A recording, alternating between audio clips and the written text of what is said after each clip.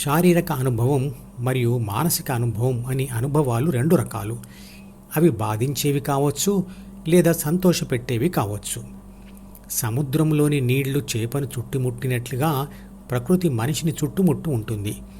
ప్రకృతి లేదా ప్రపంచం శరీరాన్ని మొత్తం భౌతికంగా చుట్టుముట్టినప్పటికీ అది శరీరం మీద ఉన్న ఈ ద్వారా అంటే జ్ఞానేంద్రియాల ద్వారానే శక్తి రూపంలోకి మారి ద్వితీయ మనసులోని D1 యొక్క స్క్రీన్లోకి ప్రవేశిస్తుంది.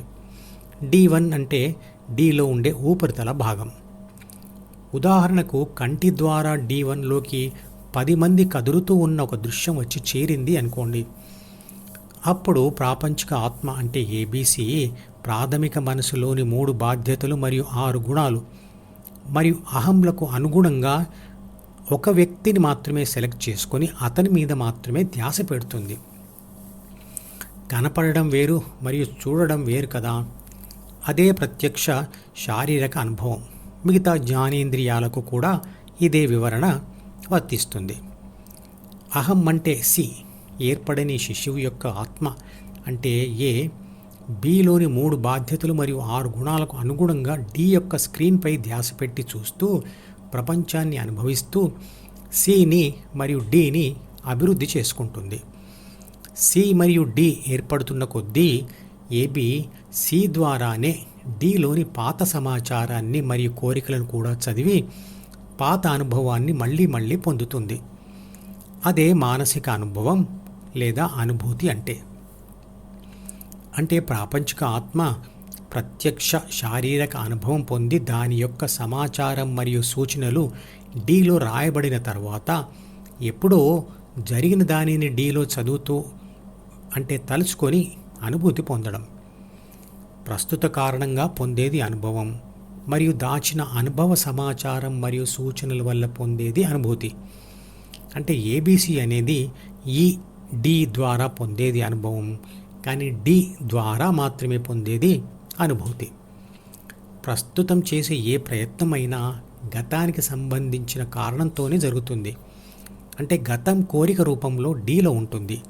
అంటే కోరికతో ప్రయత్నం జరుగుతుంది, ప్రయత్నంతో ఫలితం వస్తుంది. ఆ ఫలితాన్ని మనం అనుభవిస్తాము. ఆ అనుభవ సమాచారం డిలో రాయబడుతుంది. ఎప్పుడైనా తర్వాత డిని చదివినప్పుడు ఆ సమాచారంతో అనుభూతి పొందుతాం.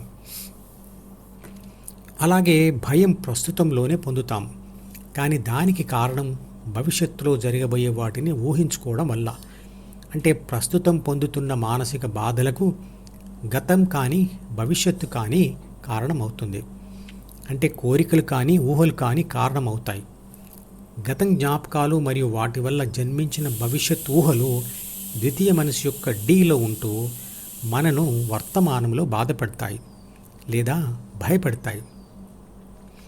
మన ధ్యాస గతమును వదిలి మరియు భవిష్యత్తును వదిలి ప్రస్తుతంలో జీవిస్తూ ఉన్నట్లయితే అంటే నిరంతరం ధ్యాన స్థితిలో ఉండడం వల్ల గతం యొక్క బాధలు భవిష్యత్తు భయాలు ఉండవు. ఆ సమయంలో శరీరంలో అసంకల్పిత చర్యలు మాత్రమే జరుగుతూ ఉంటాయి. ఇంకా ధ్యాన ఫలితం పొందని అంటే సాంసారిక జీవితంలో ఉంటూ ధ్యానం చేస్తున్నవాడు అంటే డీని వదిలిపెట్టే ప్రయత్నం చేస్తున్నవాడు ముందు డీలోని బాధ పెట్టే మరియు భయపెట్టే ఆలోచనలను మరియు కోరికలను ఒకటిగా వదిలిపెట్టేస్తూ ఉంటాడు. అందువల్ల అతను చేసే ప్రాపంచిక పనులలో సమర్థత పెరుగుతుంది. వాడని మనసు మాడుతుంది అనే ధ్యాన సూత్రం ప్రకారంగా వాడని జ్ఞాపకాలు మాత్రమే మాడిపోతాయి. మీకు గెలుపునిచ్చే అంటే మీరు రోజు వాడుతున్న జ్ఞాపకాలు మాత్రం మరింతగా బలపడిపోతాయి. మధుపదం యూట్యూబ్ ఛానల్లోని ప్రతి వీడియోకి ఒక నెంబర్ ఇవ్వబడింది. 1వ నెంబర్ వీడియో నుండి మొదలుపెట్టి వరుసగా చివరి వీడియో వరకు చూస్తేనే ధ్యానశాస్త్రం సంపూర్ణంగా అర్థమవుతుంది.